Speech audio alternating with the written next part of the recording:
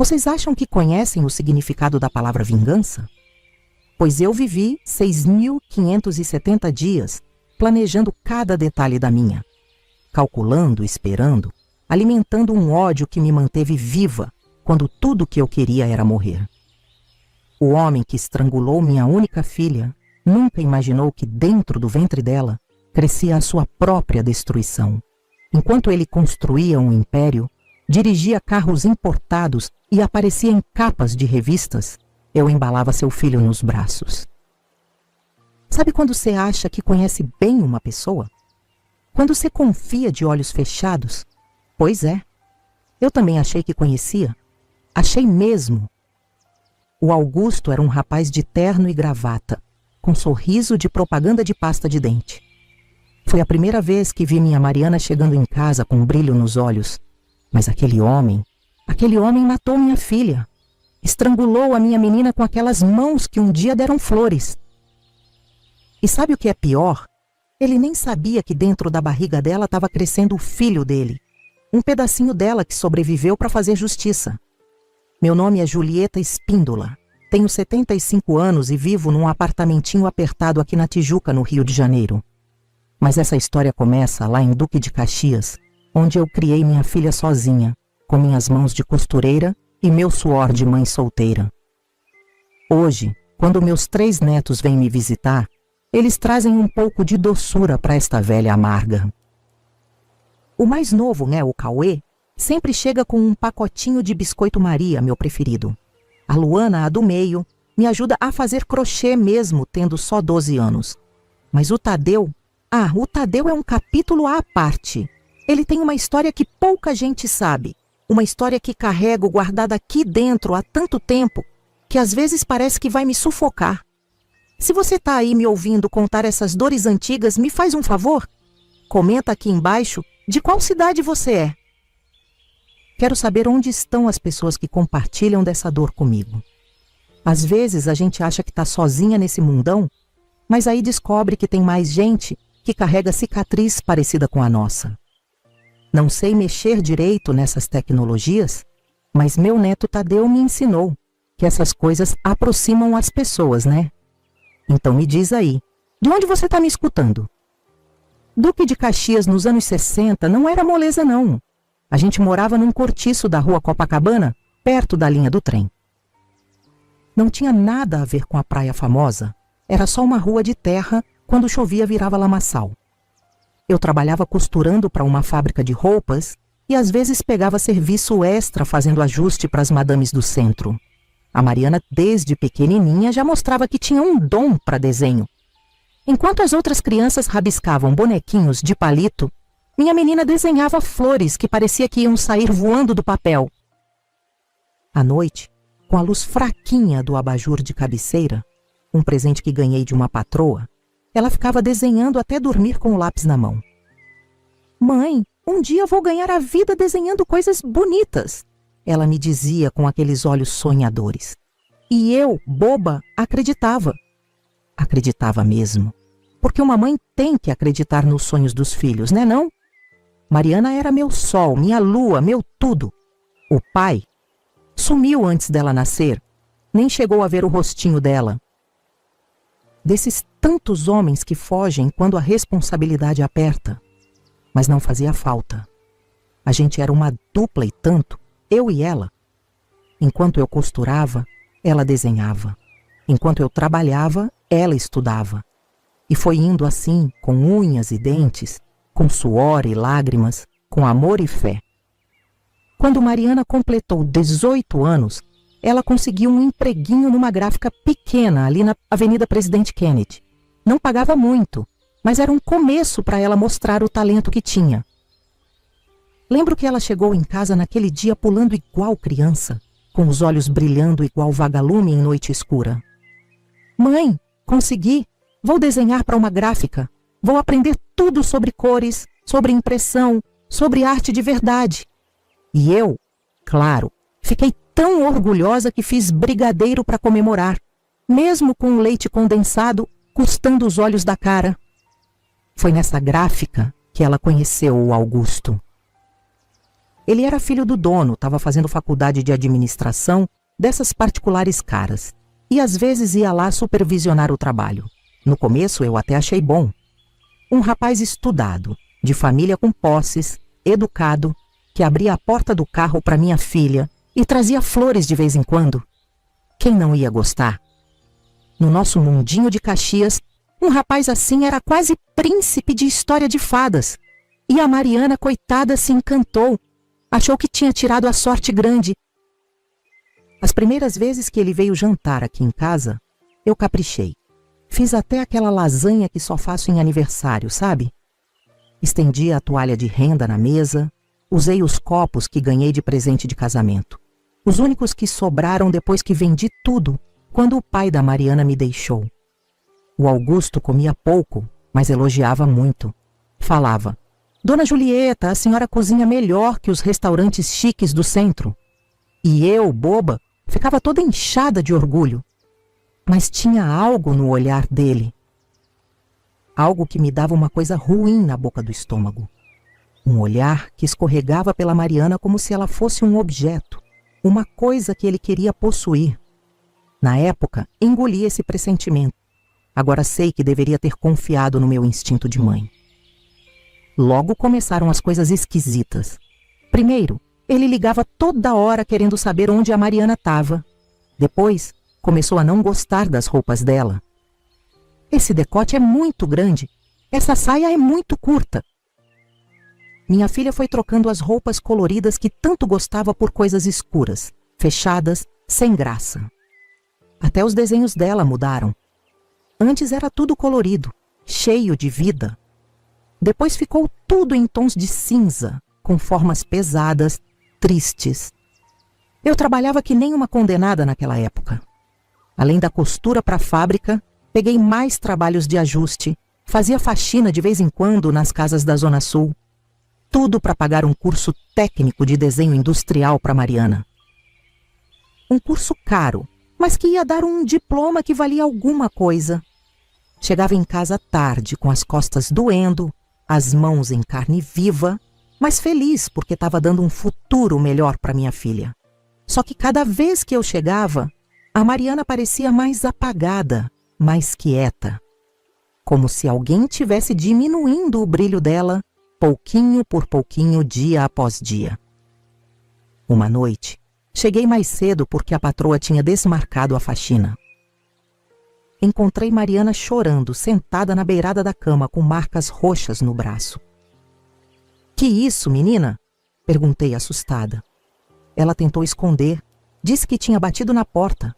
Mas eu não nasci ontem. Conheço marca de dedo quando vejo uma.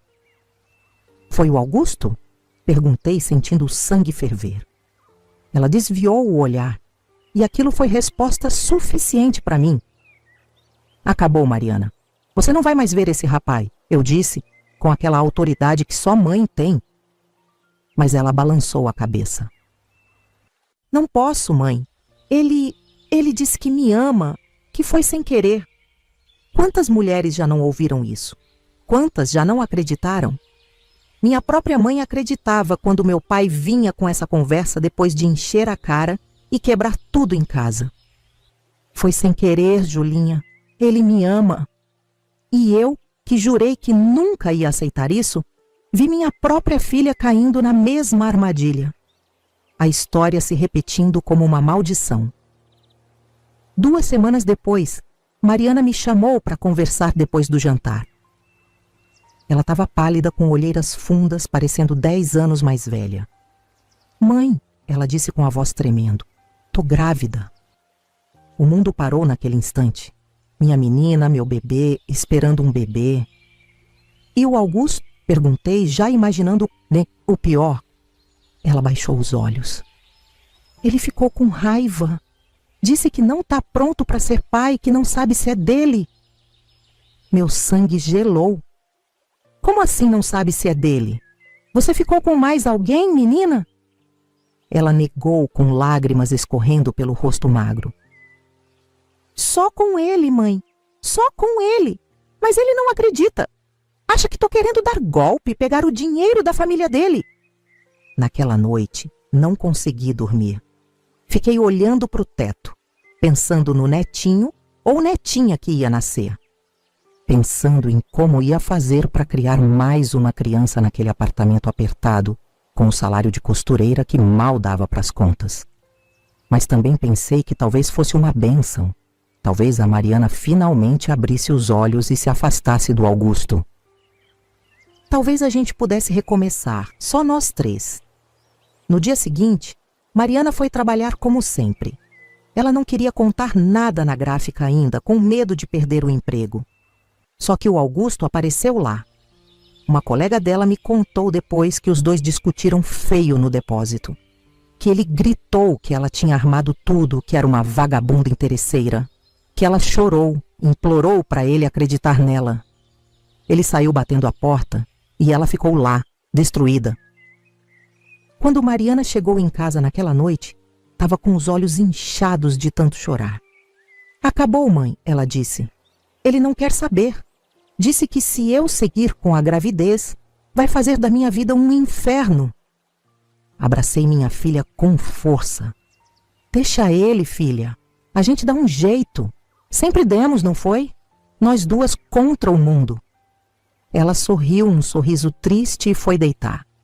Foi a última vez que vi minha filha viva. Eram umas 11 da noite quando ouvi batidas fortes na porta. Reconheci a voz de Augusto. Estava alterada, embriagada. Mariana, abre essa porta! Levantei num pulo, mas antes que chegasse na sala, Mariana já tinha aberto.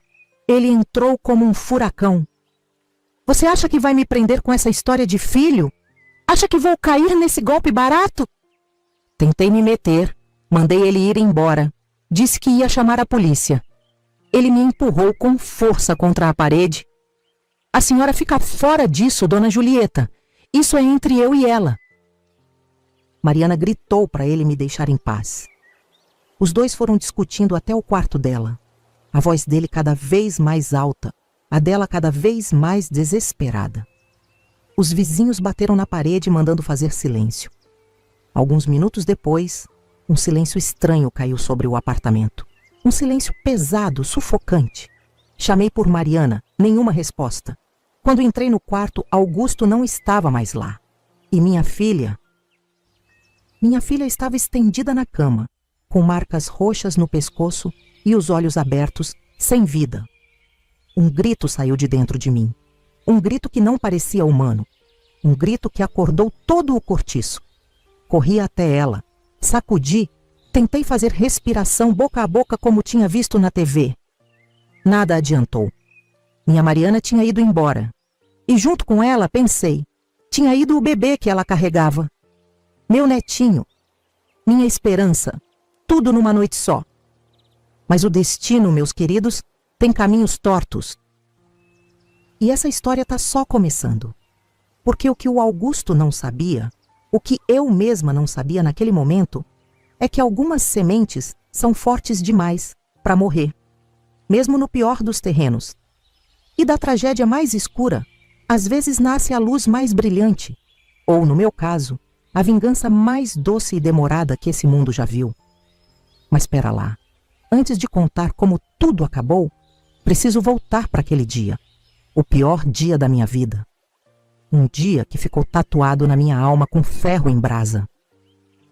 Acho que nunca contei isso com todos os detalhes para ninguém. É como enfiar a mão numa ferida que nunca cicatrizou direito. Depois que dei aquele grito, os vizinhos vieram correndo. A dona Zulmira, que morava do lado, foi a primeira a chegar. Ela olhou para Mariana estendida na cama e fez o sinal da cruz. Chama a ambulância, Julieta, ela disse.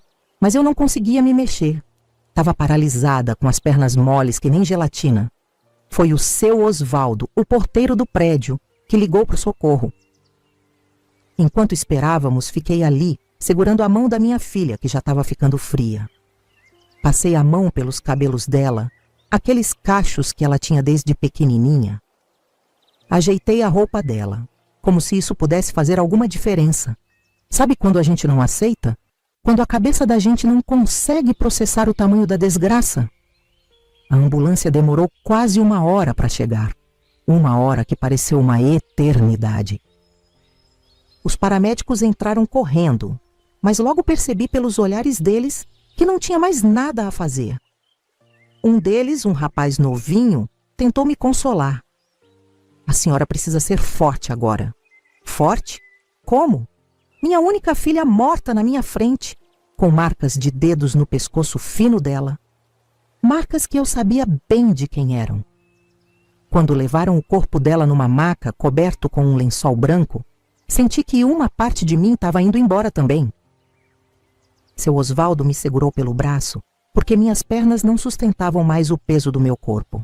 Vou com a senhora, ele disse, e foi. Aquele homem simples que mal ganhava para sustentar a própria família me acompanhou até o IML. Ninguém devia passar por isso sozinho. Ninguém devia ter que identificar o corpo da própria filha assassinada. No IML, um médico legista, Dr. Renato, me olhou com uma pena que me deu raiva. Não queria pena. Queria minha filha de volta. Senhora, preciso perguntar algumas coisas, ele disse com voz mansa, como se estivesse falando com uma criança. A sua filha tinha inimigos? Problemas com drogas ou dívidas? Balancei a cabeça. Foi o namorado dela, falei, com uma certeza que vinha das entranhas. O nome dele é Augusto. Augusto Mendes Prado. Ele é filho do dono da gráfica onde ela trabalhava. O médico anotou o nome e continuou. Vamos fazer todos os exames necessários. A polícia vai investigar. Então ele hesitou, como se estivesse escolhendo as palavras. Senhora, no exame preliminar notamos que sua filha estava grávida, de aproximadamente 5 meses. 5 meses? Mas a Mariana tinha me contado há pouco tempo. Como podia estar tão avançado? Minha filha tinha escondido aquilo de mim por mais tempo do que imaginei. O feto está vivo? Perguntei com um fio de voz. O médico franziu a testa, surpreso com a pergunta. Bem, tecnicamente sim. Ainda há batimentos cardíacos. Mas são casos muito raros em que conseguimos salvar um bebê nessas circunstâncias e com esse tempo de gestação. Agarrei o braço dele com toda a força que me restava. Salve meu neto, por favor. É tudo que sobrou da minha filha. Ele tentou se desvencilhar, desconfortável. Senhora, entendo sua dor, mas as chances são mínimas. E mesmo se conseguíssemos, seria um bebê extremamente prematuro, com graves problemas de saúde. Não me importa, cortei ele. Esse bebê é meu sangue. O último pedaço da Mariana nesse mundo. Vou assinar qualquer papel, fazer qualquer coisa, mas vocês têm que tentar. Dali, foi uma corrida contra o tempo. Me levaram para o Hospital Pedro II, na ambulância com sirene ligada. Uma equipe de médicos já estava preparada. Lembro de palavras soltas. Cesariana de emergência, UTI neonatal, chances mínimas. Assinei um monte de papéis sem nem ler direito e esperei. Sentada naquelas cadeiras de plástico duro, com cheiro de hospital entupindo meu nariz, esperei. 3 horas depois, uma médica saiu da sala de cirurgia. Boetra Elisa, uma mulher baixinha de olhos bondosos, veio até mim. Conseguimos, dona Julieta. É um menino, muito pequeno, muito frágil, mas vivo. Caí de joelhos ali mesmo, no meio do corredor. Um milagre no meio do inferno. Posso ver ele? Perguntei. Ela balançou a cabeça. Ainda não. Ele está na incubadora, ligado a vários aparelhos. Os próximos dias serão críticos. A senhora precisa se preparar. As chances são pequenas. Enquanto isso, tinha a Mariana. Minha menina precisava de um enterro digno. Mas como? Com que dinheiro? Naquela mesma noite, voltei para o nosso apartamento, que de repente parecia grande demais, vazio demais, e comecei a fazer contas. Tinha minhas economias guardadas no colchão, dinheiro que estava juntando para o curso da Mariana. Agora ia servir para enterrar ela. O velório foi na capela do cemitério de Irajá. Simples, com poucas flores. Vieram os vizinhos do cortiço, algumas colegas da gráfica, 2 professoras que lembravam dela da escola. E o Augusto, nem sombra. Nem a família dele mandou uma coroa de flores. Era como se minha filha não tivesse existido para eles, como se fosse só um inconveniente que agora tinha sido eliminado. Uma das colegas da gráfica, Denise, veio me abraçar no final do velório. Dona Julieta, ela sussurrou. O Augusto sumiu. Limparam a mesa dele na gráfica. Dizem que foi transferido para a filial de Belo Horizonte às pressas. Senti o ódio subir pela garganta igual fel. Então era assim? Ele mata minha filha e foge. A família protege. E fica tudo por isso mesmo? Mas eu não podia pensar nisso agora. Tinha um pedacinho de vida me esperando no hospital. Um grãozinho de esperança no meio de toda aquela escuridão. Depois do enterro, fui direto para o hospital. E assim começaram os 49 dias mais longos da minha vida. O bebê, que ainda não tinha nome, pesava 600 gramas. Cabia na palma da mão de um adulto. Tinha a pele transparente, veias azuis aparecendo por todo o corpo, um rostinho que mais parecia de um passarinho. Ligado a tubos, fios, aparelhos apitando. Tão frágil que dava medo até de olhar. A senhora tem onde ficar? Perguntou a doutora Elisa no terceiro dia. O hospital ficava longe de Caxias. Eu estava dormindo nas cadeiras da sala de espera, tomando banho no banheiro público, comendo o que dava para comprar na cantina. Me viro, doutora, não se preocupe. Ela me olhou com aquela mistura de admiração e pena. Olha, tem uma pensão aqui perto. É simples, mas limpa. Vou falar com a assistente social para ver se conseguimos uma ajuda. E conseguiu. Uma vaga na casa de apoio às mães do hospital. Um quartinho com várias camas, que eu dividia com outras mulheres na mesma situação. Mães com filhos internados, num limbo entre a vida e a morte. Para ficar perto do meu netinho, vendi tudo que tinha valor no nosso apartamento. A máquina de costura industrial, presente do meu ex-patrão, a televisão que compramos prestação, até as poucas joias que tinha guardado da minha mãe. Tudo virou dinheiro para sobreviver naqueles dias de hospital. Ele precisa de um nome, disse a enfermeira Cida, uma senhora gordinha que cuidava da UTI neonatal com carinho de mãe. Era o 10º dia, e o bebê tinha sobrevivido contra todas as apostas. A gente não pode ficar chamando ele de o bebê da 204 para sempre. Pensei muito. Que nome dar para o filho da minha filha morta? Um nome que carregasse o peso dessa história, mas também a esperança. Tadeu, respondi finalmente. Santo Tadeu é o padroeiro das causas impossíveis. E esse menino é o maior milagre que já vi. Cada dia na UTI era uma montanha russa de emoções. Um dia ele melhorava, no outro tinha uma infecção. Um dia os médicos vinham com sorrisos, no outro com caras preocupadas. Septicemia, hemorragia intraventricular, displasia broncopulmonar.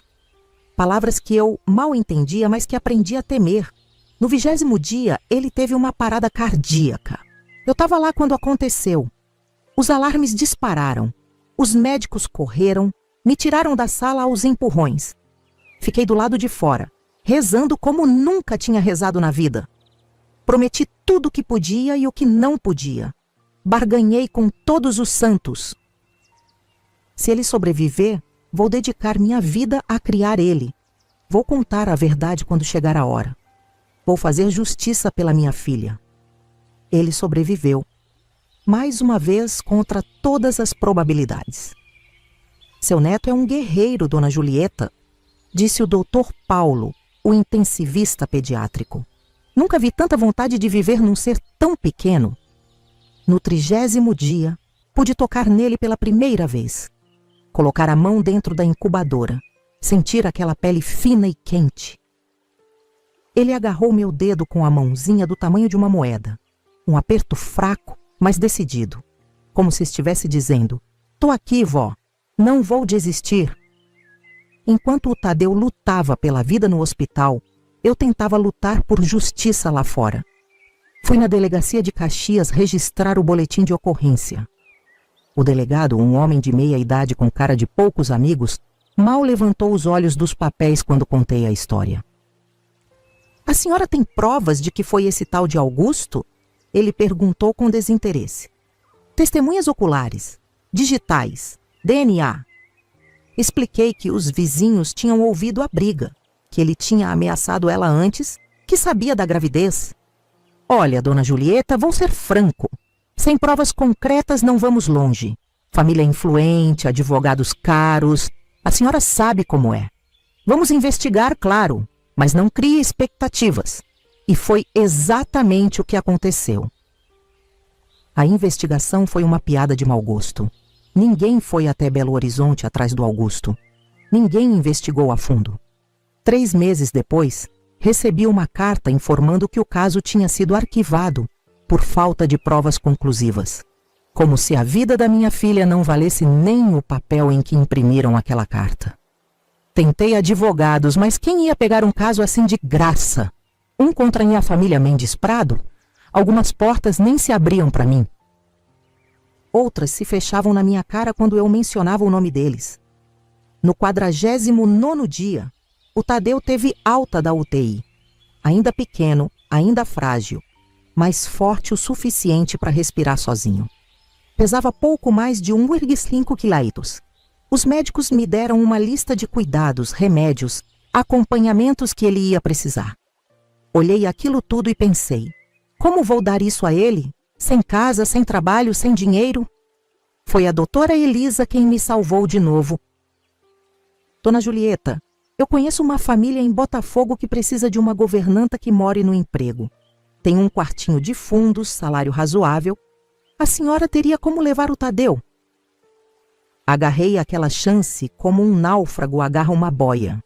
Antes de sair do hospital com meu netinho nos braços, tirei uma foto com a equipe médica. Guardo até hoje, amarelada pelo tempo.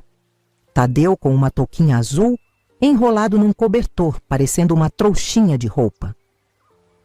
Eu com olheiras profundas e um sorriso exausto. Os médicos e enfermeiros em volta, todos com caras de quem tinha presenciado um milagre. E tinham mesmo. Meus queridos que estão me ouvindo, quero fazer um pedido especial. Para manter essas histórias de vovós brasileiras no ar, considere fazer uma contribuição usando o recurso Valeu Demais do YouTube. É aquele botãozinho de cifrão abaixo do vídeo. Você escolhe quanto quer doar. E isso ajuda a gente a continuar contando histórias de mulheres que precisam ser ouvidas. Qualquer valor é um abraço que você me dá através da tela.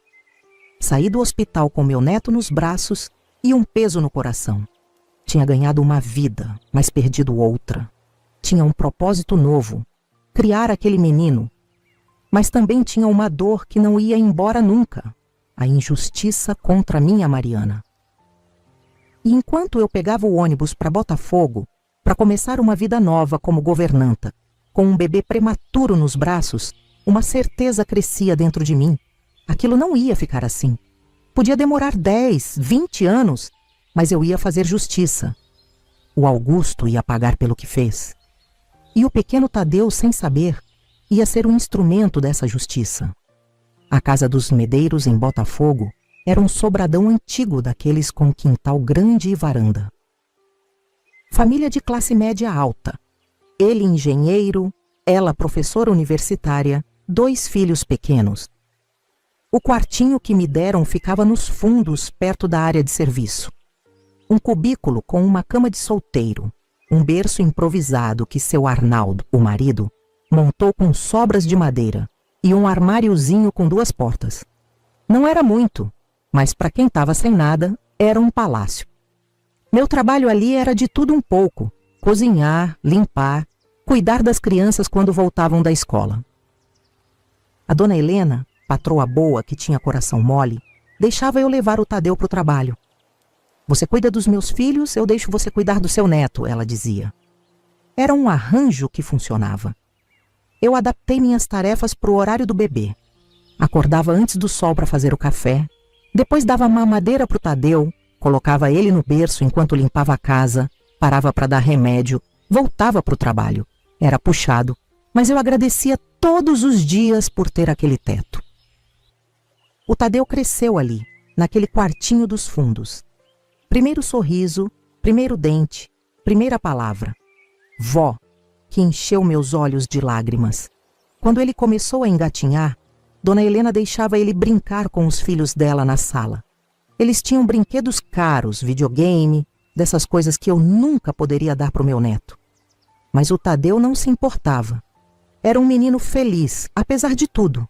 Sempre que podia, fazia bicos de costura. Comprei uma máquina usada e pegava trabalhos para fazer à noite, depois que o Tadeu dormia. Ajustava roupas das amigas da Dona Helena, fazia cortinas, toalhas de mesa bordadas. Todo o tostão ia para uma caixinha de sapato debaixo da minha cama. Dinheiro para o futuro do Tadeu, para as despesas médicas que ele ainda tinha por causa da prematuridade. E, embora eu não admitisse nem para mim mesma na época, dinheiro para um dia fazer justiça. Quando o Tadeu fez 4 anos, comecei a notar. Ele tinha os mesmos cachos da Mariana, o mesmo jeito de franzir a testa quando estava concentrado, o mesmo sorriso de lado quando aprontava alguma. Mas foi aos 7 anos que o susto veio de verdade. Estava arrumando as coisas dele para a escola. Os Medeiros pagavam um coleginho simples ali perto, com bolsa parcial. Quando olhei para o menino e vi minha filha ali, olhando para mim, não era parecido. Era idêntico. Como se Mariana tivesse voltado, só que em versão menino. Sentei na cama, tremendo. O Tadeu percebeu que algo estava errado e veio com aquela carinha preocupada. Que foi, vó? Tá passando mal? Abracei ele com força, com medo que ele desaparecesse igual a mãe. Nada não, meu amor, só cansada. Mas naquela noite, quando ele dormiu, chorei horas em silêncio para não acordar o menino. Era um presente e uma maldição, aquela semelhança. Um lembrete diário do que eu tinha perdido e do que eu tinha jurado fazer. Foi nessa mesma época que decidi contar parte da verdade para ele. Não tudo, claro. Ele era só uma criança. Mas já começava a perguntar coisas. Por que não tinha pai? Por que a mãe dele não estava com a gente? Por que os coleguinhas da escola tinham família diferente da nossa? Escolhi um domingo, dia de folga. Levei ele para o Parque Lage, compramos picolé, sentamos num banco. Tadeu, comecei com o coração na mão. Você sabe que sua mãe, minha filha Mariana, está no céu, né? Ele assentiu, já tinha ouvido isso antes. O que eu nunca contei é como ela foi para o céu. Parei, respirei fundo. Como explicar feminicídio para uma criança de 7 anos? Sua mãe foi machucada muito, muito feio por uma pessoa ruim. E por causa desse machucado, ela não conseguiu ficar com a gente. Mas você estava na barriga dela pequenininho e os médicos conseguiram salvar você. Os olhos dele, imensos e escuros como os da Mariana, me encaravam tentando processar aquilo. Quem machucou ela, vó? A pergunta que eu temia. Um homem que dizia que gostava dela, mas não gostava de verdade, porque quem gosta não machuca. Ele ficou quieto um tempo, brincando com o palitinho do picolé.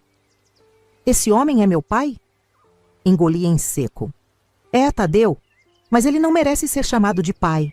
Um pai protege, cuida, ama. Ele não fez nada disso. Onde ele está agora? Outra pergunta difícil. Longe daqui, e é melhor assim. Mentira. Não era melhor assim.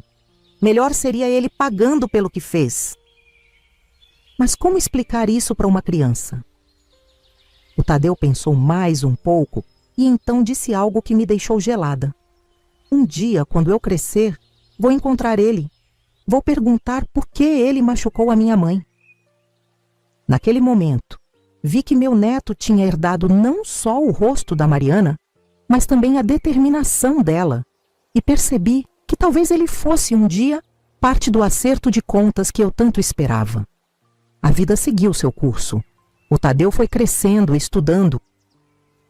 Era inteligente demais aquele menino, tirava as melhores notas da escola. Com 10 anos ganhou uma bolsa integral num colégio melhor. Os Medeiros, que gostavam dele como se fosse quase da família, ajudavam com uniforme, material. Eu continuava com meus bicos de costura, juntando dinheiro real por real. Foi num desses bicos que o destino deu uma virada. Estava fazendo um ajuste no vestido de uma amiga da dona Helena, uma tal de Márcia, que falava pelos cotovelos. Enquanto eu alfinetava a barra, ela tagarelava sobre a vida, o marido, as viagens. De repente ouvi um nome que fez meu sangue gelar: Augusto Mendes Prado. Então o Augusto, aquele que te falei que trabalha com meu marido no ramo de gráficas, comprou uma cobertura maravilhosa em Belo Horizonte. Dizem que custou uma fortuna. Ele tem aquela gráfica enorme agora. A Prado Print está em todas as revistas de negócios. Minhas mãos tremiam tanto que espetei o dedo com a agulha. Disfarçando o melhor que pude, fiz perguntas casuais. Descobri que o desgraçado tinha prosperado. A gráfica pequena do pai tinha se tornado uma rede de gráficas de luxo em Minas, com clientes importantes. Ele tinha se casado com uma socialite, tinha 2 filhos perfeitos, frequentava os melhores eventos. Era, como Márcia não cansava de repetir, um empresário de sucesso. Enquanto isso, minha filha apodrecendo 7 palmos abaixo da terra, e meu neto crescendo num quartinho dos fundos. A injustiça daquilo me corroia por dentro como ácido, mas também acendeu uma chama que estava quase apagando. A chama da vingança que eu vinha alimentando por todos aqueles anos. Comecei minha coleção naquela mesma semana. Pedi para Márcia emprestar revistas que tivessem matérias sobre empresários. Recortava qualquer menção ao Augusto, guardava numa pasta. Quando a internet começou a ficar mais comum, ia na Lan House e imprimia notícias, fotos, qualquer coisa sobre ele e a gráfica dele. Mas isso não era o bastante. Eu precisava de provas. Provas concretas que ele tinha matado minha filha. Voltei para Caxias num domingo. O cortiço onde a gente morava ainda existia. Mais deteriorado, mas reconhecível. Alguns vizinhos antigos ainda moravam lá. A dona Zulmira, o seu Osvaldo. Bati na porta da Zulmira, que quase caiu para trás quando me viu. Julieta, meu Deus, quanto tempo! Contei que estava juntando provas contra o Augusto, que não tinha desistido, que um dia ia fazer justiça. No começo ela ficou assustada, tentou me dissuadir. Deixa isso pra lá, mulher, já faz tanto tempo. Mas quando mostrei a foto do Tadeu, com 12 anos na época, a cara da Mariana estampada nele, ela mudou de ideia. Tudo que eu sei, tudo que eu vi e ouvi naquela noite, eu conto, ela prometeu. E vou assinar embaixo. Já tô velha, o que eles podem fazer comigo? Seu Osvaldo, o porteiro, disse o mesmo. Ele tinha visto o Augusto saindo do prédio naquela noite, nervoso, com as mãos machucadas. Tinha até anotado no livro de ocorrências do prédio, que por milagre ainda existia, guardado num armário empoeirado. Fui atrás de colegas da Mariana na gráfica antiga, que já nem existia mais. Algumas tinham sumido no mundo, outras não queriam se envolver, mas a Denise, aquela mesma que me contou da fuga do Augusto para o velório, trabalhava agora numa papelaria no centro. Ela não só se dispôs a testemunhar, como me entregou um envelope amarelado. A Mariana me deu isso para guardar uma semana antes de... Você sabe. Disse que era importante, que se acontecesse alguma coisa com ela, era para eu te entregar. Mas aí você sumiu. Ninguém sabia onde encontrar. Dentro do envelope, um tesouro. A única carta que o Augusto escreveu para Mariana. Uma carta raivosa, ameaçadora, onde ele dizia claramente que ia acabar com aquela palhaçada, que, se ela insistisse com aquela história de gravidez, ia se arrepender. Era a primeira prova concreta que eu tinha. Mas a descoberta mais valiosa veio quando o Tadeu tinha 14 anos. Os Medeiros estavam se mudando para um apartamento menor, os filhos crescidos, a crise apertando, e eu precisava desocupar o quartinho dos fundos. Entre tralhas velhas que eu trouxe de Caxias e nunca tinha tido coragem de abrir, achei uma caixa de sapatos. Dentro dela, o diário da Mariana. Li aquilo com o coração aos pedaços. Minha filha documentando de namoro, o início feliz, depois as primeiras brigas, o controle, o ciúme doentio, as ameaças que foram ficando cada vez mais sérias, a descoberta da gravidez, o medo crescente, a última entrada, 2 dias antes da morte. Tenho medo do que ele pode fazer. Ele disse que vai me ensinar a nunca mais mentir para ele, mas não estou mentindo.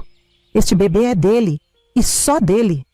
Talvez devesse ter ouvido minha mãe desde o início. Junto com o diário, achei mais fotos da Mariana.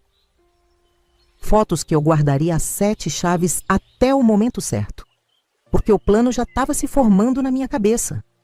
Um plano que dependia do Tadeu crescer mais um pouco e da semelhança dele com a mãe ficar ainda mais acentuada. Eu duvido que você tenha coragem de dar um like nesse vídeo depois de ouvir tudo isso.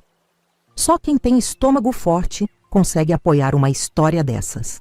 Vai, me prova que você aguenta a verdade. Aperta esse botão aí. Quando o Tadeu fez 16 anos, o inevitável aconteceu. Eu sempre guardava minhas provas numa caixa trancada debaixo da cama. Tadeu nunca tinha sido um menino bisbilhoteiro. Respeitava meu espaço como eu respeitava o dele.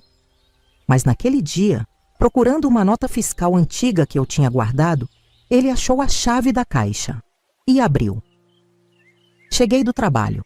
Agora eu trabalhava meio período numa confecção pequena e encontrei ele sentado na cama, rodeado de recortes de jornal, fotos, documentos, o rosto pálido, os olhos vermelhos de tanto chorar. Por que você nunca me contou tudo, vó? A voz dele estava diferente, mais grave, mais dura. A voz de um homem, não mais de um menino. Você sabia quem ele era esse tempo todo? Sabia onde encontrá-lo? Sentei ao lado dele com as pernas bambas. Tava esperando você crescer, meu filho. Algumas coisas a gente só entende quando tá pronto. Ele pegou uma foto do Augusto recente, num evento de negócios. Um homem de meia idade, bem vestido, sorriso confiante de quem nunca pagou pelos seus pecados. É ele, meu pai. A palavra saiu com desprezo da boca dele. Tadeu, falei segurando nas mãos dele. Eu passei anos juntando essas provas, esperando o momento certo. E acho que agora com você quase um homem chegou a hora. Mas só se você quiser. Se você preferir deixar pra lá, esquecer tudo isso, eu vou entender. Ele ficou em silêncio por um longo tempo, olhando para a foto da mãe, depois para a foto do Augusto, depois para o próprio reflexo no espelhinho da parede. 3 rostos conectados pelo sangue e pela tragédia. Finalmente, levantou os olhos para mim. O que você tem em mente, vó? Naquela noite, sentados na nossa pequena mesa de jantar, com uma garrafa de café e 2 corações cheios de determinação, começamos a planejar. Não seria uma vingança qualquer. Seria uma justiça poética, usando o que o próprio Augusto mais temia: o escândalo, a exposição, a vergonha pública. Ele vai me ver, vó, e vai achar que tá vendo um fantasma, disse o Tadeu, com uma maturidade assustadora. Vai achar que a minha mãe voltou para cobrar o que ele fez. Enquanto explicava o plano para ele, senti uma mistura de orgulho e medo. Orgulho daquele rapaz determinado, inteligente, corajoso. Medo do que poderia acontecer se algo desse errado. Mas depois de tantos anos, a sede de justiça era maior que o medo. Vamos precisar de dinheiro, ele disse, prático. Para viagem, para roupa adequada, para parecer convincente. Abri meu armário e tirei a caixinha de sapato, onde guardava as economias de uma vida. Tenho guardado isso para você, para o seu futuro, mas acho que não tem futuro melhor que fazer justiça pela sua mãe. Contamos o dinheiro. Anos de trabalhos extras, de economias, de privações. Não era uma fortuna, mas daria para o que precisávamos. O suficiente para comprar passagem para Belo Horizonte, algumas roupas apresentáveis e bancar uma estadia curta por lá. Se tudo der certo, falei, abraçando meu neto, que agora era do meu tamanho, Augusto Mendes Prado vai finalmente pagar pelo que fez. E você, meu filho, vai poder seguir sua vida sabendo que sua mãe teve a justiça que merecia. O que a gente não sabia naquela noite, enquanto planejávamos cada detalhe, era o quanto aquela vingança ia nos custar. E como ela ia mudar nossas vidas para sempre. Os 2 anos que seguiram aquela noite de planejamento passaram voando. O Tadeu se formou no ensino médio com honras, ganhou bolsa integral para a Faculdade de Direito, numa boa universidade do Rio. Quando viram o potencial dele, não tiveram como negar a vaga. Menino inteligente, estudioso, focado como nunca vi. Tinha um objetivo maior movendo ele. Continuei com meus trabalhos de costura, agora numa confecção maior no centro. O quartinho dos fundos da Casa dos Medeiros tinha virado história antiga. A gente morava num apartamentinho simples em Del Castilho, pequeno, mas nosso, comprado com minhas economias e um financiamento que o Tadeu me ajudou a conseguir. 2 quartos minúsculos, sala-cozinha e um banheiro. Luxo para quem passou tanto tempo dependendo da bondade alheia. No dia que o Tadeu completou 18 anos, ele não quis festa. Pediu só um jantar, nós 2. Fiz a lasanha que ele tanto gostava, comprei um vinhozinho barato para brindar. Depois do jantar, ele empurrou o prato e disse com uma seriedade que me arrepiou: "Vó, tá na hora. Consegui agendar uma entrevista de estágio na Prado Print pro mês que vem. Comprei as passagens de ônibus ontem." Engoli em seco. Tínhamos planejado tanto aquele momento, mas agora que estava chegando, o medo bateu. "Tem certeza, filho? Não tem volta depois que começar." Ele pegou minha mão por cima da mesa, apertou com força. "Tenho. Por você. Pela minha mãe. Por mim." Naquela noite revisamos o plano pela 1000ª vez. Tadeu iria se apresentar como estudante de direito interessado em estagiar na área jurídica da gráfica, usando seu próprio nome. Afinal, Mendes não era sobrenome dele, não levantaria suspeitas. Conseguiria uma entrevista particular com Augusto, gravaria tudo secretamente. Confrontaria ele com as provas, tentaria arrancar uma confissão. E então, se tudo desse certo, acionaria o advogado e o investigador particular que tínhamos contratado com as economias de anos. Arrumei a mala do Tadeu como se ele tivesse indo para a guerra. E estava, de certa forma. Coloquei o terno novo que compramos em promoção, as camisas passadas a ferro, a gravata escolhida a dedo, azul escura, clássica, passando seriedade. Por último, dei para ele um envelope com todas as provas. Cópias da carta de Augusto, do diário da Mariana, depoimentos assinados pelos vizinhos e pelo porteiro, fotos antigas, recortes de jornal. "Não esquece isto aqui", falei, entregando a ele uma foto pequena da Mariana, tirada poucos meses antes dela morrer.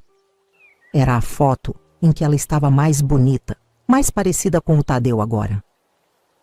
"Quando ele te ver, já vai levar um choque. Quando vir esta foto, vai entender completamente." Na rodoviária, me segurei para não chorar. Tadeu estava sério, compenetrado, como um soldado indo para a batalha. Abracei ele com força. "Toma cuidado, meu filho. Qualquer coisa errada, deixa para lá e volta. A gente tenta outro jeito." Ele sorriu, aquele sorriso de lado igualzinho ao da mãe. "Vai dar certo, vó. Confia em mim." Vi o ônibus partir com um aperto no peito. Eram 12 horas de viagem até Belo Horizonte. 12 horas para rezar, para se preocupar, para reviver cada momento que nos levou até ali. Tadeu se hospedou numa pensão simples no centro de BH, como combinado. No dia seguinte, vestido no terno novo, cabelo arrumado, foi para a entrevista na Prado Print. A empresa ficava num prédio enorme, todo de vidro, no bairro de Lourdes, área nobre da cidade. Ele me contou depois que ficou impressionado com o tamanho, com o luxo, com as fotos do Augusto na parede da recepção, recebendo prêmios, apertando mãos de gente importante. A secretária levou ele para uma sala de espera. Ofereceu café, água, tratou bem, achou ele um rapaz promissor. Depois de meia hora, a porta se abriu e lá estava ele, Augusto Mendes Prado, 18 anos mais velho, mas ainda reconhecível. Cabelos grisalhos nas têmporas, barriga saliente de homem de meia idade que vive bem, terno caríssimo. No momento que ele viu o Tadeu, parou na porta como se tivesse levado um tapa. O sangue sumiu do rosto dele. Os olhos arregalaram, a boca abriu e fechou sem som. Por um instante, Tadeu achou que ele ia desmaiar ali mesmo. Senhor Prado, tudo bem? A secretária perguntou, confusa com a reação do chefe. Augusto se recompôs com esforço visível, estendeu a mão tremendo. Tudo bem? Você deve ser o Tadeu, não é? Vamos para o meu escritório. A sala particular dele era enorme, com vista panorâmica da cidade. Augusto fechou a porta, foi direto para o bar no canto, serviu uma dose de uísque, virou de uma vez. Só então se virou para o Tadeu, que tinha sentado calmamente numa das poltronas. Quem é você? Ele perguntou com a voz embargada. De onde você veio? Tadeu cruzou as pernas, tranquilo, como se estivessem conversando sobre o tempo. No bolso interno do paletó, o gravador já estava ligado. Meu nome é Tadeu Espíndola. Sou estudante de Direito. Estou interessado na vaga de estágio no departamento jurídico da sua empresa. Não. Augusto bateu na mesa com força. Não me venha com essa, você é idêntico a... Não pode ser coincidência. Idêntico a quem, senhor Prado? Tadeu inclinou a cabeça, fingindo confusão. Nos conhecemos de algum lugar? Augusto andava de um lado para o outro, passando a mão nos cabelos, desalinhando o penteado cuidadoso. Você parece alguém que conheci há muito tempo. É impossível, é muita coincidência. Foi então que Tadeu tirou a foto da Mariana do bolso, colocou na mesa. Seria essa pessoa, por acaso? O rosto de Augusto ficou ainda mais pálido. Ele pegou a foto com dedos trêmulos. Onde você conseguiu isso? Quem te mandou aqui? A voz dele subia de volume, entre raiva e pânico. Tadeu levantou devagar, encarando o homem nos olhos. Ninguém me mandou. Vim por conta própria. Essa mulher na foto é Mariana Espíndola, minha mãe. Ele fez uma pausa, deixando as palavras afundarem. A mulher que você estrangulou em 1980, em Duque de Caxias. Augusto cambaleou para trás como se tivesse levado um soco. Não é possível. Ela não tinha filhos. Ela estava mentindo sobre a gravidez. Era um golpe. Não era mentira. Ela estava grávida de 5 meses quando você a matou. Os médicos conseguiram fazer um parto de emergência. Eu sobrevivi. Contra todas as probabilidades, eu sobrevivi. Augusto desabou na cadeira, como se as pernas não aguentassem mais seu peso. Isso é loucura! Você não pode provar nada! Foi há quase 20 anos. Posso sim. Tadeu abriu a pasta, espalhou documentos sobre a mesa. Uma carta sua, ameaçando minha mãe se ela insistisse com a história da gravidez. O diário dela, relatando os abusos. Depoimentos assinados de testemunhas que ouviram a briga naquela noite, que viram você saindo do prédio. O registro no livro de ocorrências do porteiro. Tudo isso esteve guardado por 18 anos, esperando o momento certo. Augusto olhava para os documentos em pânico. Tentou empurrar tudo de volta, como se pudesse fazer as provas desaparecerem. O que você quer? Dinheiro? É isso? Quanto? Tadeu riu, um riso frio que não tinha nada de engraçado. Não quero seu dinheiro sujo. Quero justiça. Quero que você confesse o que fez e pague por isso. Foi então que Augusto mudou de tática. O desespero inicial deu lugar a uma raiva calculada. Ele se levantou, ajeitou o terno, tentou retomar o controle. Olha aqui, moleque. Você não sabe com quem está se metendo? Tenho amigos poderosos nesta cidade. Na polícia, no judiciário. Uma palavra minha e você desaparece. Tadeu não recuou 1 milímetro. Já pensou nisso? Por isso não vim sozinho. O quê? Enquanto conversamos, um investigador particular e um advogado criminalista estão esperando no carro lá embaixo. Se eu não sair daqui em 30 minutos, eles vão direto à Polícia Federal com cópias de todas essas provas. Era blefe. O investigador e o advogado realmente estavam lá, mas não iriam fazer nada sem o sinal do Tadeu. Ele precisava de algo mais concreto, uma confissão. Por que você fez isso com ela? Tadeu perguntou com a voz mais calma que conseguiu. Ela te amava. Estava carregando seu filho. Por quê? Algo se quebrou dentro de Augusto. Talvez fosse o choque de ver o rosto de Mariana depois de tantos anos. Talvez fosse o peso de carregar aquele segredo. Eu não queria, não planejei, foi um acidente. Ele baixou a voz, quase um sussurro. Ela não parava de falar naquela maldita gravidez. Meu pai ia me deserdar se eu engravidasse uma ninguém de Caxias. Eu só queria assustá-la, fazê-la calar a boca. Então você a estrangulou? Eu perdi a cabeça. Ela ficava falando que ia contar para todo mundo, que ia na empresa, que ia atrás da minha família. Quando percebi, ela já não estava respirando. Ele cobriu o rosto com as mãos. Fugi. Meu pai arranjou tudo. Me mandou para BH. Deu dinheiro para a polícia engavetar o caso. Tadeu sentiu uma onda de náusea. Ali estava, a confissão que tanto procuravam. O assassino de sua mãe admitindo o crime, sem saber que cada palavra estava sendo gravada. E você seguiu sua vida como se nada tivesse acontecido, Tadeu disse com amargura. Construiu seu império, casou, teve filhos, enquanto minha avó lutava para me criar sozinha. Augusto olhou para ele subitamente alerta. Sua avó... Julieta, ela está viva? Uma ideia pareceu ocorrer a ele. Olha, vamos fazer um acordo. Posso compensar vocês. Dinheiro, muito dinheiro. Uma vida confortável, um futuro garantido. Você é jovem, tem a vida toda pela frente. Não estrague tudo por uma vingança. Não é vingança, é justiça. Então qual é o seu preço? Todo mundo tem um. Augusto abriu uma gaveta, tirou um talão de cheques. 100 mil? 200? Ponha o valor. Tadeu balançou a cabeça enojado. O preço já foi pago. Por minha mãe? Ele apertou um botão no celular. O sinal combinado. E agora é sua vez de pagar. A porta do escritório se abriu. Entraram 2 homens. Rodrigo Vasconcelos, o investigador particular que tínhamos contratado, e Dr. Felipe Martins, o advogado. Junto com eles, 2 policiais federais.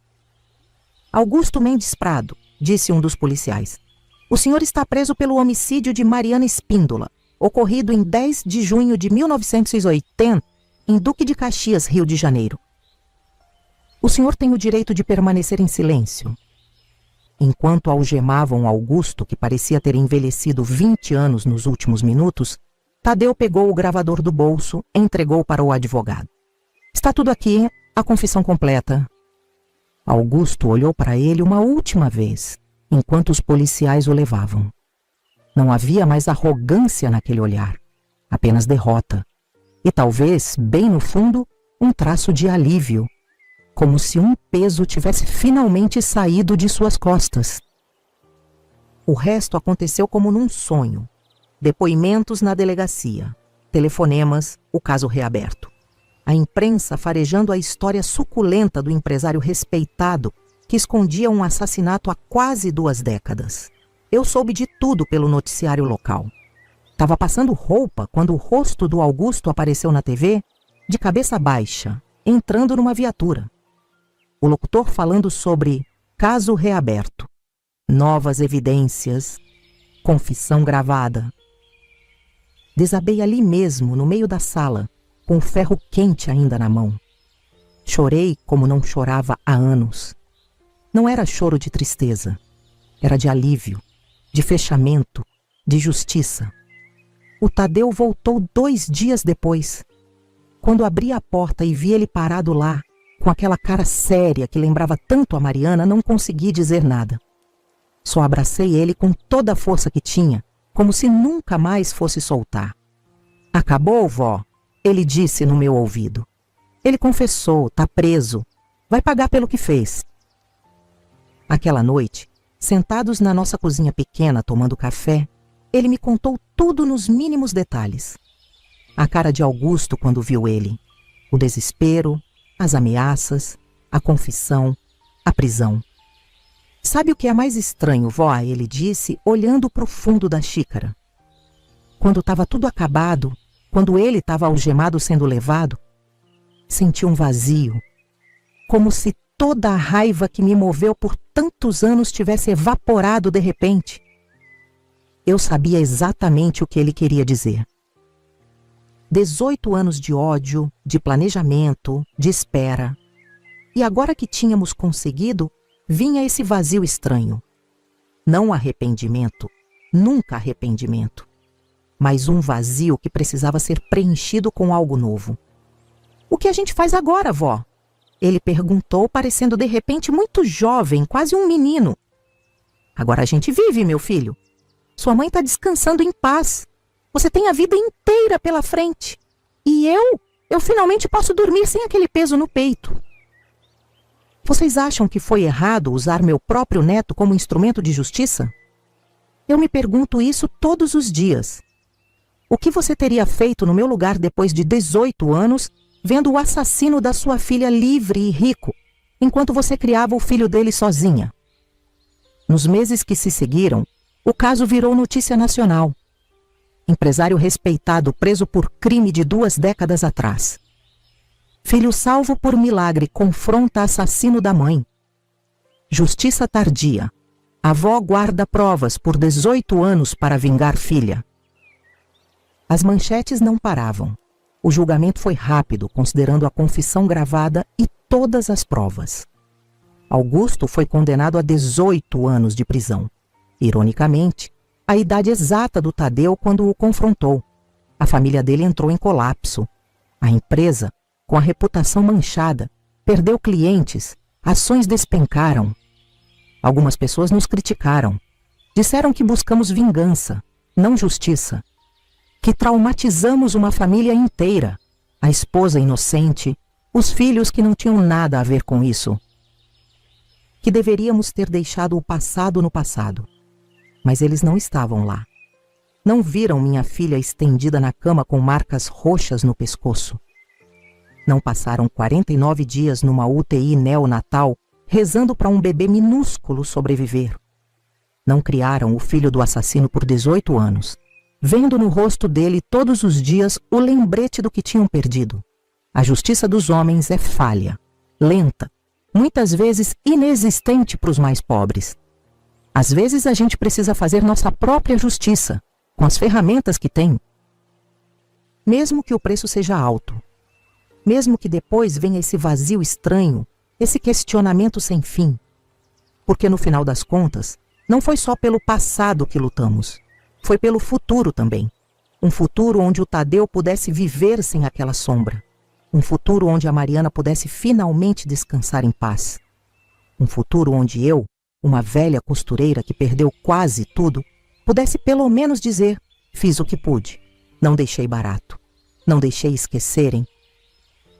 E talvez, só talvez, alguma outra mulher por aí vendo nossa história ganhe coragem para não aceitar o inaceitável, para não engolir o inengolível, para lutar mesmo quando tudo parece perdido. O que veio depois daquela prisão, dessa vitória agridoce que tanto esperamos? Bem, isso é outra história. Uma história de reconstrução. De aprender a viver sem aquele ódio que nos moveu por tanto tempo. De descobrir que, depois da tempestade, ainda pode vir a bonança. O julgamento aconteceu quase 1 ano depois da prisão. Fiquei nervosa quando o advogado disse que eu precisava testemunhar. Não pisava num tribunal desde os anos 80, quando tentei, sem sucesso, fazer justiça pela primeira vez.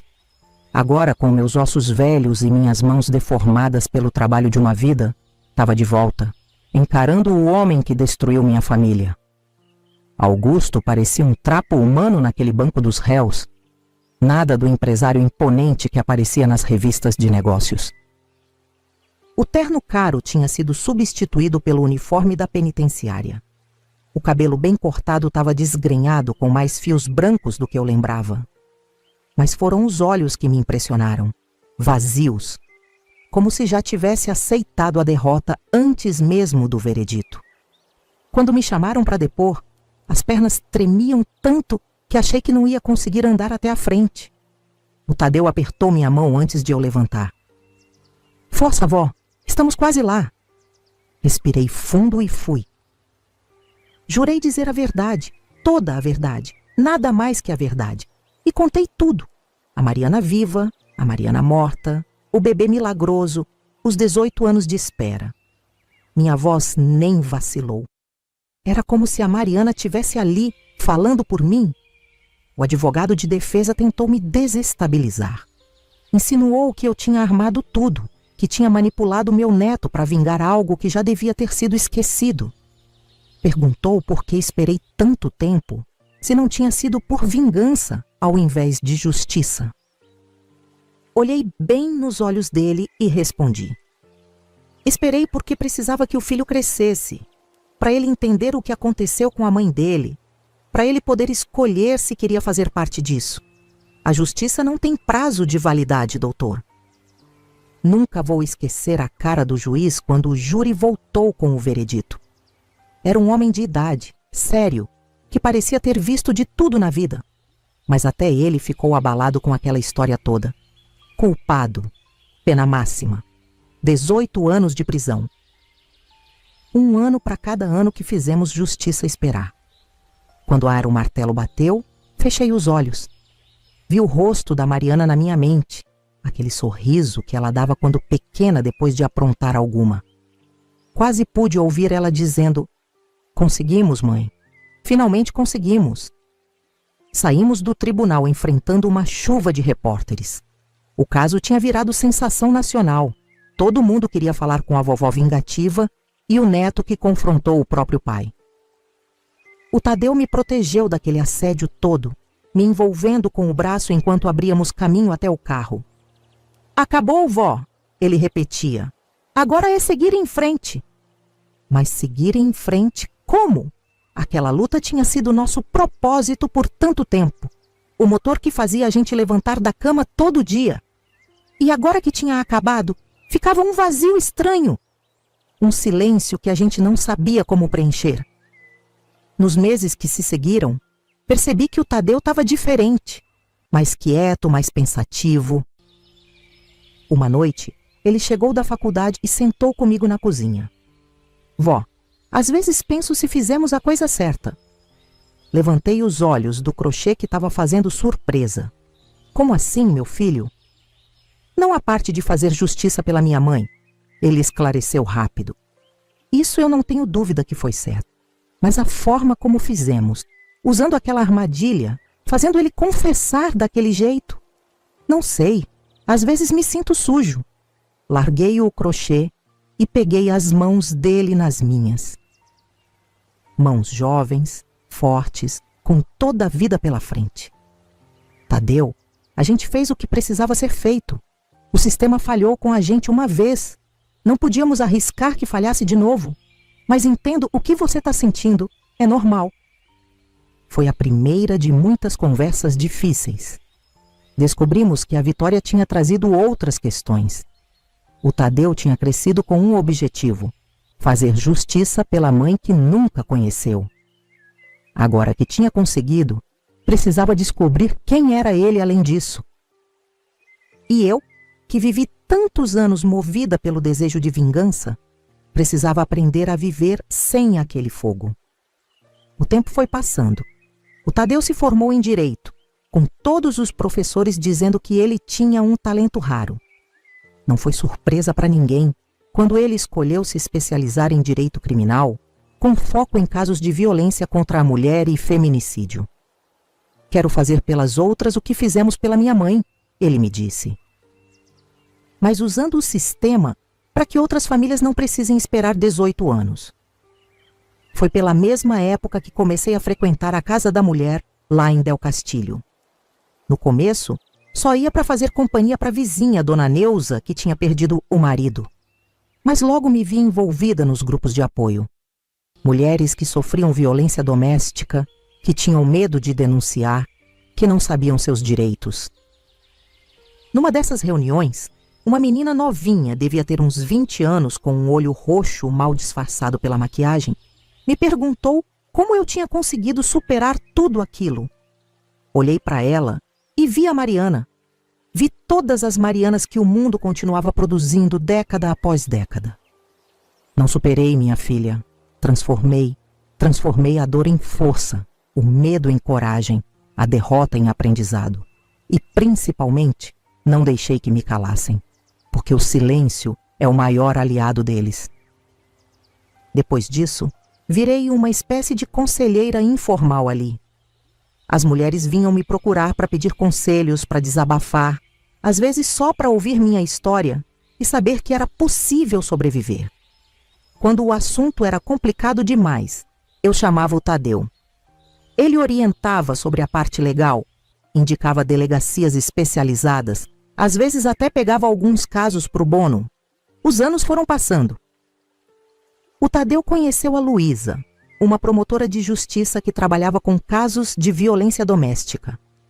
Os dois eram como almas gêmeas, unidos pela mesma causa. Casaram numa cerimônia simples, só para a família e amigos próximos. Na festa, ele fez questão de ter uma foto da Mariana num quadro. Para ela fazer parte desse dia também, ele explicou com os olhos marejados. 2 anos depois veio a Clarinha.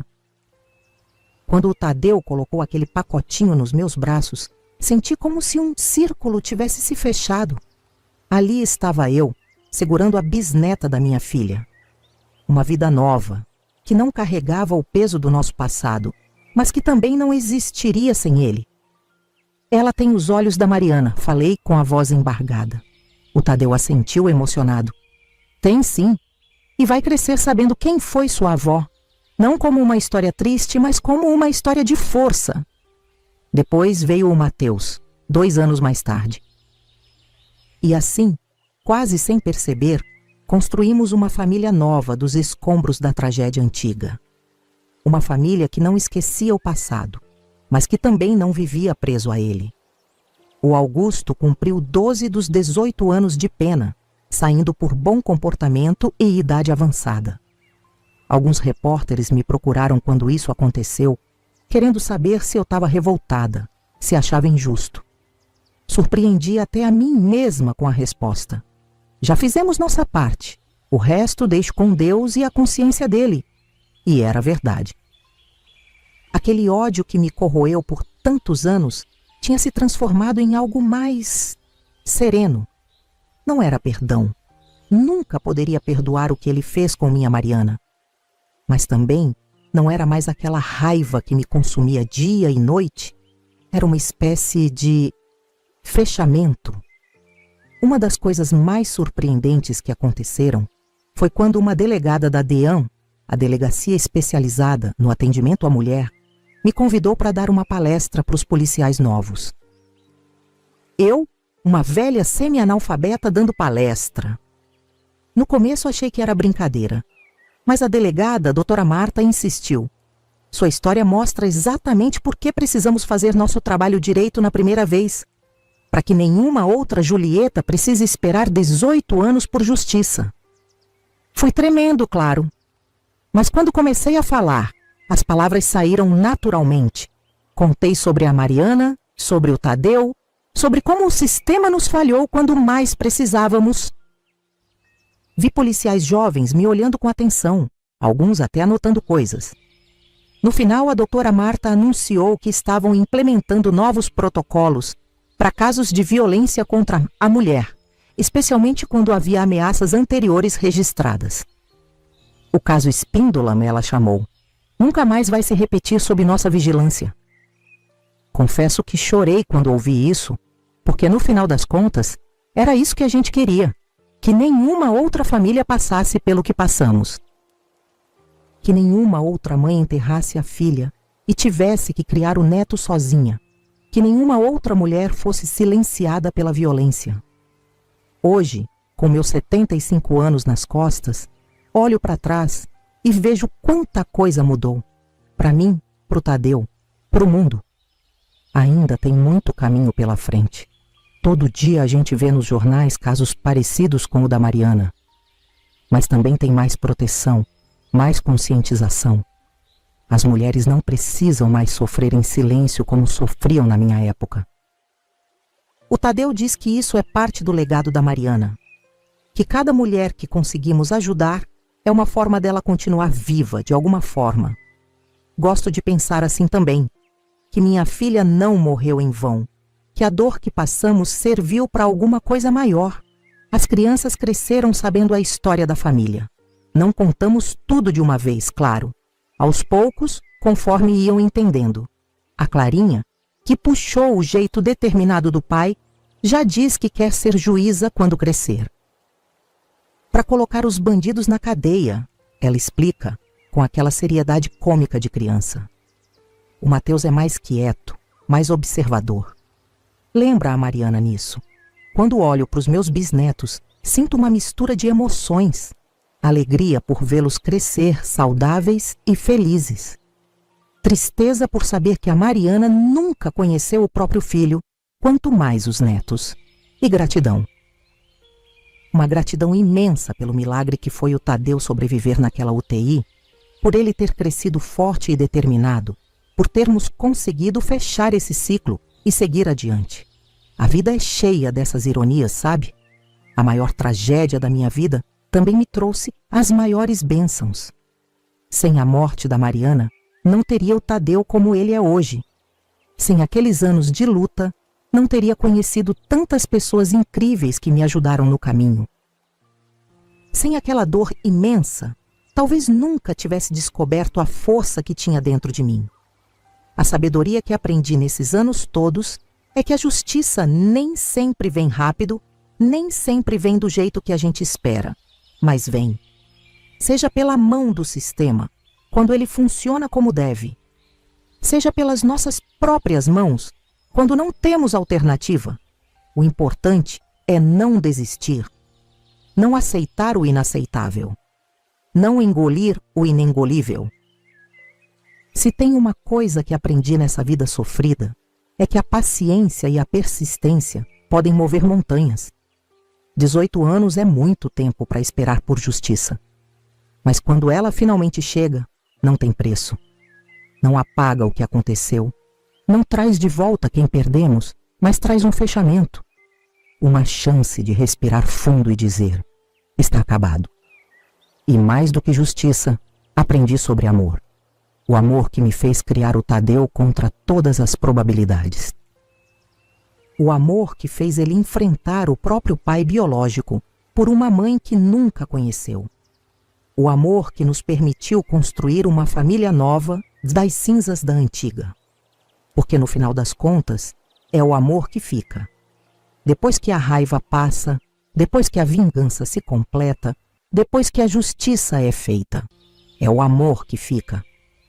Meus queridos, eu sou Julieta Espíndola e essa é a história da minha vida. Se você quer conhecer mais mulheres como eu, que carregaram fardos que pareciam impossíveis de suportar, se inscreva no canal Vovós do Brasil, porque nossas histórias não podem morrer conosco. Cliquem nos quadradinhos que estão passando na tela agora para ouvir mais histórias de mulheres guerreiras que, como eu, não baixaram a cabeça diante das injustiças da vida. Suas histórias merecem ser ouvidas e a justiça precisa ser feita, mesmo que seja por nossas próprias mãos.